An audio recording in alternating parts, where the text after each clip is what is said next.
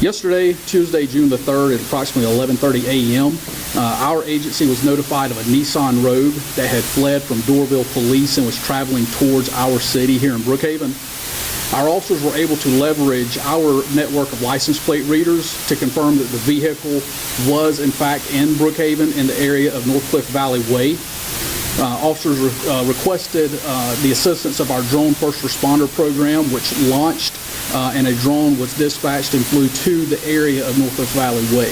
Within a minute of launching, the drone pilot was able to observe the suspect vehicle in an apartment complex in the 3100 block of Buford Highway. The drone pilot watched and observed as two suspects exited that vehicle and entered into a Hyundai passenger car, where the two suspects began to attempt to steal that vehicle. As officers on the ground were responding and converging on the area, they began to enter the complex, which prompted the two suspects to exit the Hyundai passenger car and re-enter the Nissan Rogue.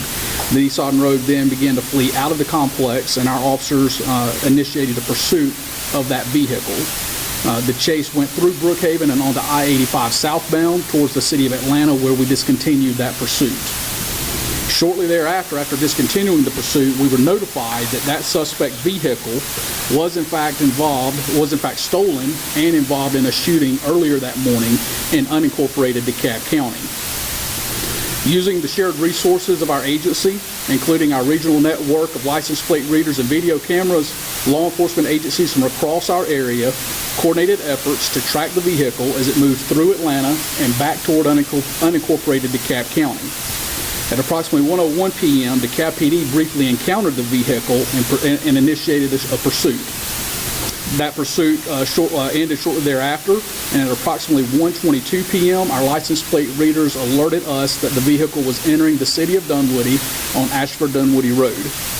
Dunwoody PD attempted a traffic stop, which led to a multi-jurisdictional pursuit involving Sandy Springs Police, Gwinnett Police, and Georgia State Patrol. The pursuit ended when the suspect vehicle crashed into a median wall on Peachtree Industrial Boulevard at I-285. Officers from multiple jurisdictions took all three suspects into custody and notified Brookhaven Police of the arrest. I want to first thank all of our partner agencies that were involved in this multi-jurisdictional effort to apprehend these three suspects, and I'll go ahead and identify the suspects for you at this time. One suspect was 17-year-old Octavio Alexander Luviano. He was charged with criminal attempt to commit felony theft of motor vehicle. The other two suspects were both 15 years of age. One 15-year-old male was charged with minor possession of a pistol, possession of a weapon during the commission of a crime, entering auto, theft by receiving stolen property, loitering or prowling. The other 15-year-old male suspect was charged with possession of a weapon during the commission of a felony, entering auto, theft by receiving stolen property, loitering or prowling, speeding, reckless driving, driving while unlicensed, disobedience of a traffic control device, and a signal required when turning. While we're proud of the collaboration and technology that allowed us to safely apprehend these suspects, this incident highlights a growing and concerning trend that we're faced with in Metro Atlanta and across the nation. The rise in serious crimes committed by juveniles, to include vehicle theft, armed robberies, and shootings. Many times we're seeing young people that are involved in high-risk, dangerous criminal behavior. Too many times they're involving firearms. This is not just a law enforcement problem that we should be expected to address, but a larger societal crisis. And we should lean on our families, our schools, courts, community organizations, and our policymakers to come together to find a meaningful solution. Too many of our young people are endangering their futures and the lives of innocent people by making reckless and violent choices. We must all acknowledge the urgency of this issue and work together to find meaningful solutions that provide both accountability and support before more lives are lost or ruined. We've entered our summer months where school is out. We expect to see an increase in crime that is committed by and connected to juvenile offenders, and that's a concerning trend here in Brookhaven. We are working to address this problem through community outreach programs, but we are asking our community at large and other community partners to come together and help us with this problem to curb this growing trend of juvenile-related crime, specifically those involving guns. At this time, I'm going to turn this over to Captain Ayana. He's going to walk you through the video of the incident that occurred here in Brookhaven that led to the pursuit, the multi-jurisdictional pursuit, and then we'll take any questions. Thank you, Chief. We'll go ahead and cue up the video. As the Chief indicated, the drone first responder launched after receiving the information from officers on the ground and the license plate network. Here in the video, you see the black Nissan Rogue is in the apartment complex in the 3100 block of Beaufort Highway. You see an individual in the driver's seat of the Hyundai parked to the left of it, and another individual climbs in the driver rear window into the back seat of the car. As the drone pilot begins to coordinate the response to the ground units, while observing this, we will see the windshield wipers on the vehicle activate, which is further evidence that the attempt was to steal the vehicle and not just commit a theft from the interior of that vehicle. As the officers are responding, you'll see the Nissan Rogue pulls and turns around and begins facing the same direction as the Hyundai. As it does so, officers are converging in the area. The individuals inside of the Hyundai will exit and re-enter the Nissan Rogue.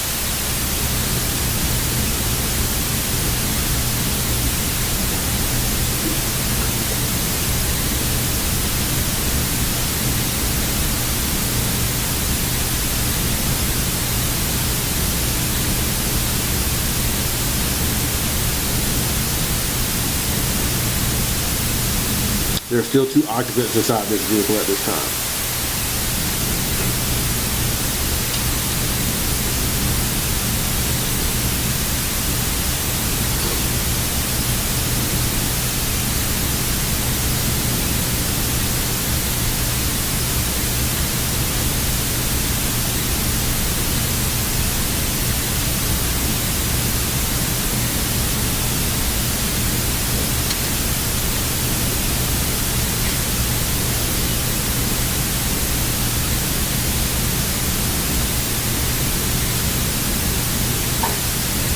You'll see there's an unmarked unit parked at the top of the apartment complex as they go to establish a perimeter. The 2 individuals are now exiting the vehicle they were attempting to steal, and they've now entered the road and are now fleeing the scene.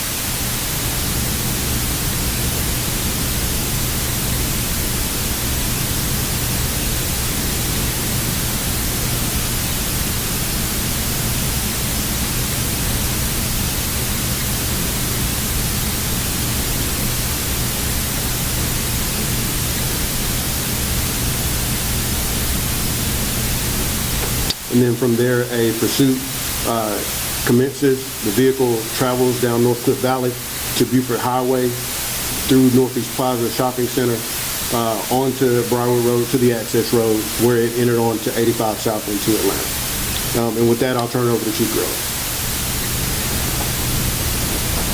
I'm going to let the video play. You're obviously going to be provided. You're going to be provided a raw file for your use in your stories that hopefully will not buffer as many times as this one is buffering that we're attempting to show you now.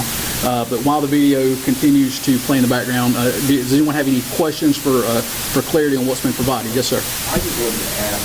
I've been doing this a long time, and I've never seen the coordination between multi-jurisdictional card readers and drones before. Can you comment on that and talk about maybe how it makes the streets safer? Because you don't need to be doing high-speed pursuit through multiple jurisdictions. You've got card readers, you know where they are. Sure. The good thing about the technology is it tells us where the vehicle's at.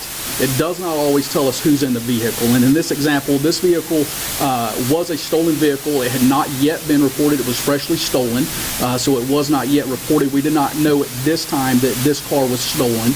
We just knew of its involvement running from Doraville Police and it was shortly after we discontinued our pursuit that we learned that the Nissan was in fact stolen and just not in the system yet.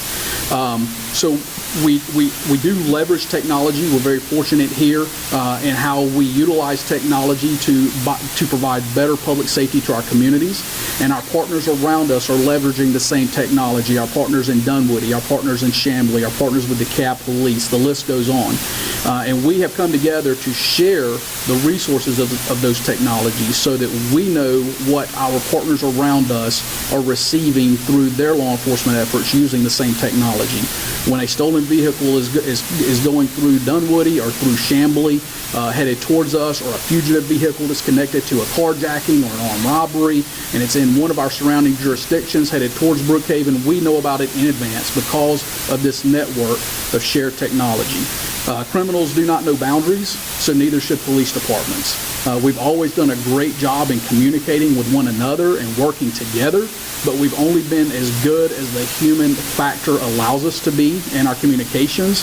This technology speeds up that communication, it speeds up that teamwork, it speeds up that partnership, and allows us to take immediate action on crimes like this rather than putting hours and days and weeks into investigative efforts to track a vehicle that may or may not ever lead to who was in the stolen vehicle at the time, leaving these suspects to continue their crime sprees in other stolen cars with new victims until someone is seriously injured or killed in that chain of events.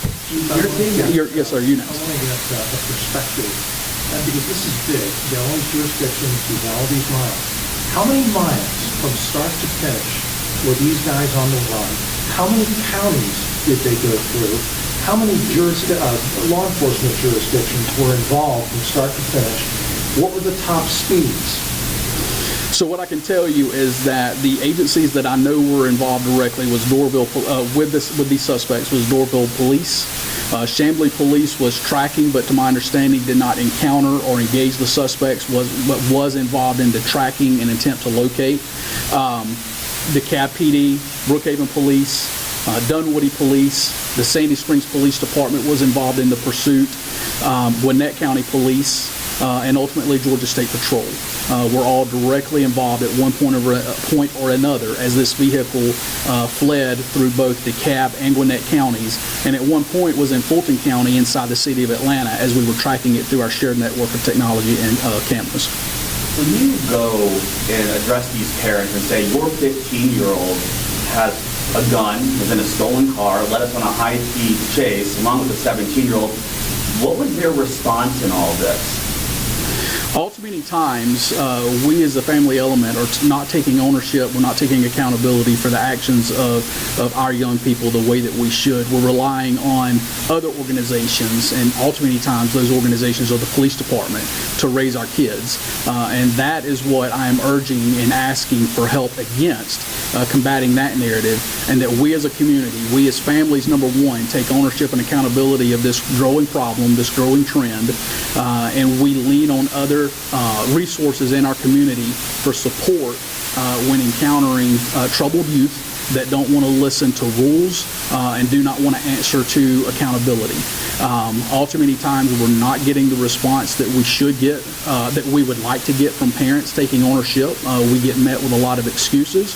One of the benefits to our technology is that there's no longer a he said, she said that my little Johnny or my little Susie would not have done what they're being accused of. We're able to provide resources that enables the parents to take a more definitive stance when trying to engage with their children about, I know that this took place, we have video that this took place, and attempting to address that on a higher level.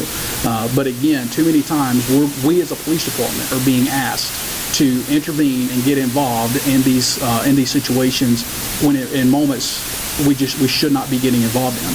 So, 3 suspects, 215, 117, right? 215, 117, So correct. they're all under 18. So Correct. This is a juvenile situation unless the 17 gets charged as an adult. Chief, I just want to stir the pot a little bit. You talk a lot about, and I've heard this many times before, and all law enforcement seems to be in agreement on this. There needs to be a collaborative approach to stopping the crime and to changing the hearts and minds of these kids. At the end of the day, is it time to start putting parents in jail for what their kids do? Is it time that there is a provision for that? Is it time to up the ante on that? It doesn't matter if the parent loses their job. Control your children. There's absolutely a time and a place for that, and I believe that we are beyond a time and a place for that. And in fact, we're seeing cities and counties across the state and across the nation adopt local ordinances that do allow parents to be charged on a local level when children are out, say, violating curfew, when their children are involved in other crimes. We are seeing a growing trend of putting more accountability, criminal accountability, on the parents for the actions of their children. And that's one message that's important that many of our young people don't seem to understand, is that their actions are impacting more people than just themselves. It's impacting, it could impact their families. There's innocent lives on the road that's being put into jeopardy. And too many times our young people don't seem to see that bigger picture.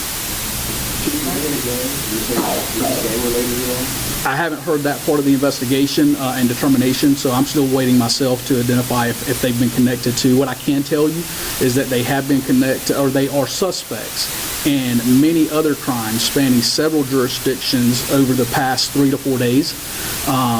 Suspects in crimes that occurred here in Brookhaven over the last 3 or 4 days, and in jurisdictions around us.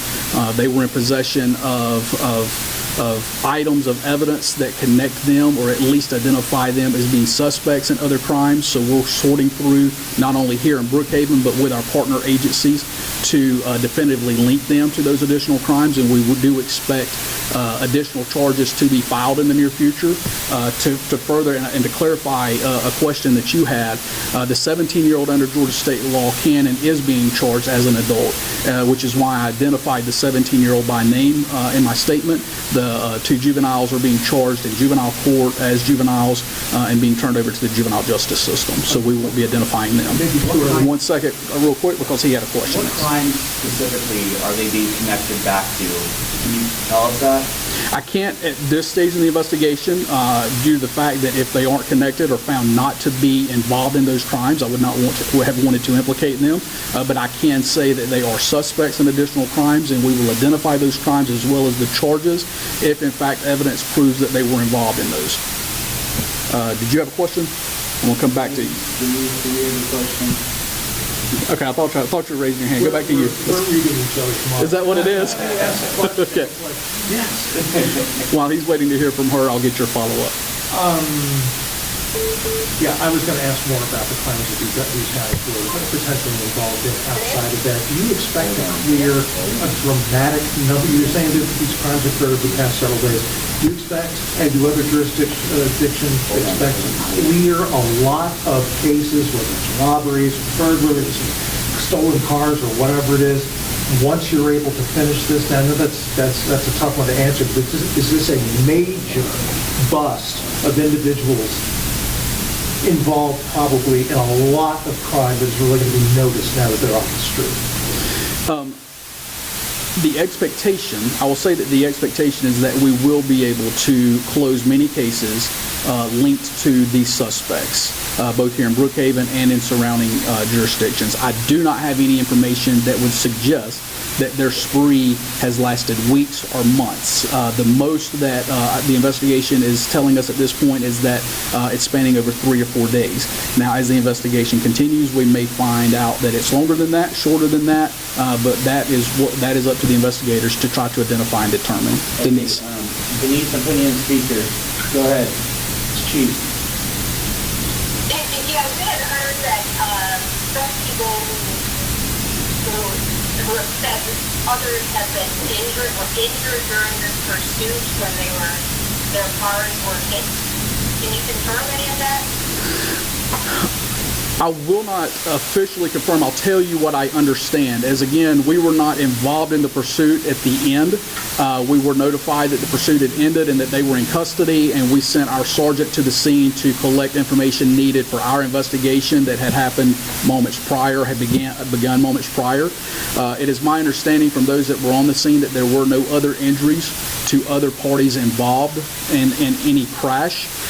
But to be more definitive or specific, did they actually hit someone and there were no injuries. I'm not 100% on that. Captain Ayana, were you able to confirm that?